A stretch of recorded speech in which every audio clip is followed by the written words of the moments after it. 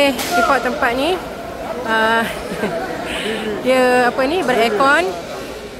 Dia taitna. Ada yutna. Oh, how much? Ada yutna. Panggil Ismail. Panggil Ismail. Ismail. Sorry. Habibi. Ada yutna. Mana? Jangan kita jangan communicate dengan dia langsung.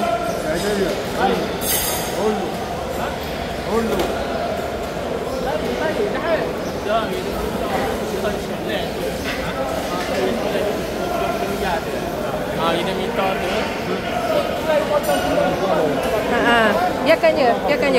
Okey dah. Kita nak report tempat ni dengan bersihnya, beraircon.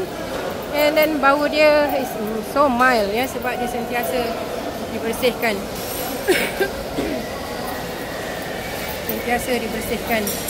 So sekarang dia akan mengulit dan probably dipotong juga.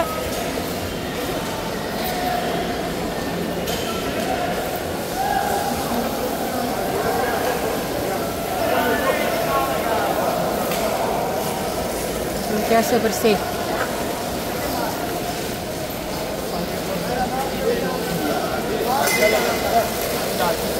Nampak, tengok laju kan?